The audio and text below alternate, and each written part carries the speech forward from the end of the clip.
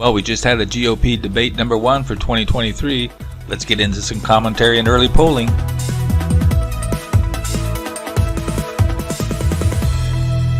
Hello, this is ChartGPT today. Well, we had the first debate of the political season for the presidency coming up in 2024. It's a long way away.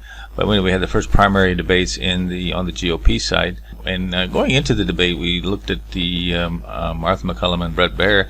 I think they did okay. They let the debate get out of hand a little bit. They didn't kind of get the final answers, and they kind of had some problem cut back and forth. But I say they did okay. Maybe 6 or 7 out of 10. So we'll give them a pass on that. Here was the issues going into the debate according to CBS YouGov. 86% on low inflation, reducing crime, stop illegal immigration, and abortion was another big issue, even though it was a fourth runner-up. And that did come up. Here were the CBS's takeaways of the 6 key moments. There was a big, people were trying to convince everybody that they were the big spend cutters for government. Nikki Haley was slamming Trump. It's a lot of, I thought there would be more Trump slamming than there was. There was some Trump slamming, but not as much as you would have thought. And of course, the little jabs back and forth. Pence accused Ramaswamy of being a rookie. There was a big abortion debate there, and whether or not they would support Trump. And of course, Christie was the hatchet man there. I wouldn't say he did okay, but I thought he could come in stronger. Candidates were trying to wade in on January 6th. And of course, the Ramaswamy and DeSantis was the only ones that were not part of the pro-war state there. So there was a lot of war hawks there, which I thought came out pretty strong. And of course, the UFO question came up, and everybody sidetracked. In fact, they wouldn't continue forward. Of course, the big elephant in the room was Trump not there, obviously.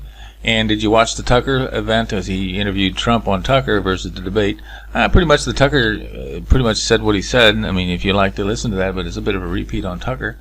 But I'm sure there's some bits in there.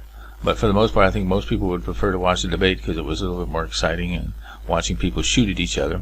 So here's the lineup of the candidates that were presented. And there's a numbering of the polling pretty much as they went into the debate according to Fox. So the first 2 we can eliminate here is number 7 and 8, Hutchinson and Burgum. The Burgum was a guy from, I think, North, South, or North Dakota. Nobody knew him. He didn't do that well, and he didn't, he was going. Hutchinson looked like he had a Nixon mummy. He needed to powder his nose more. But nonetheless, these guys, they pretty much said the pretty bland statements, so I don't think they added much to the debate, and they didn't say a lot other than what you would assume they would say. Burgum was a real disappointment there, so it was their time to shine, and they didn't shine. So we go on further, so we eliminate those guys. And the next 2 is Scott. Scott, he was a little bit playing the racial card a little bit, saying he came from a poor family, et cetera, et cetera. Heard that story before. But he didn't say anything bad, so I'm not sure he's going anywhere. Maybe he's bucking for a cabinet position. Haley was really super strong on being a little bit, trying to tack to the center. She says she's pro-life, but not really. And really pro-war hawk there, and basically slamming Ramaswamy that he didn't have the experience, which is true, but nevertheless, I don't know if her experience has done her well.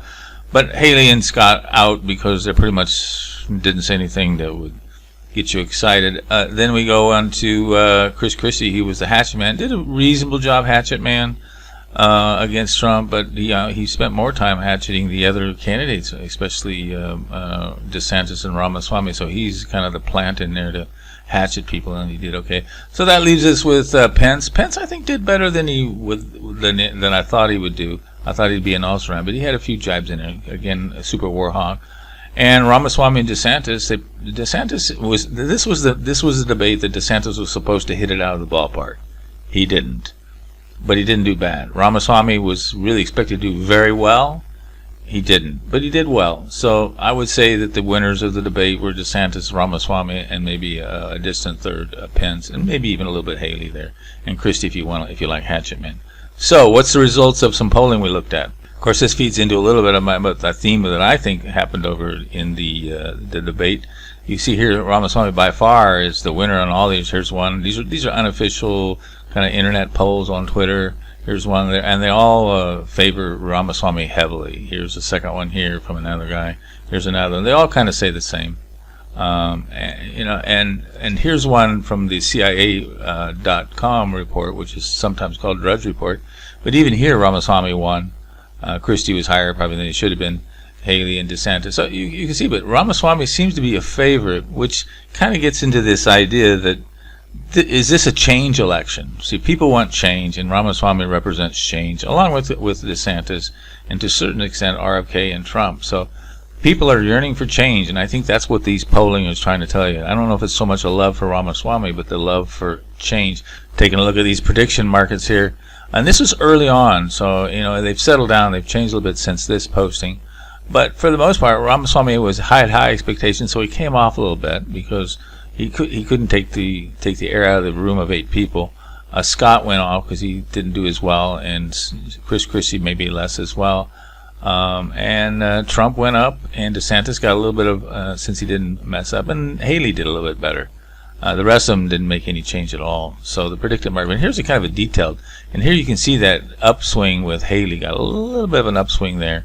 Trump got an upswing, and Ramaswamy came off because they thought that he was a little bit. I think he had too many high expectations built in, even though he won a lot of the internet polls. That being said, take our online poll. Is this a change election or not? I mean, that's what it boiled down to. Do you want a significant change, or you want incremental change? And I think that came out in the debate, and that's what some of these candidates represent: change or incremental change. Which do you think this election is about? Take our online poll. Take a look at the AI and some of the characteristics of what a change election means or not. Our next debate is in about a month. Don't forget to subscribe.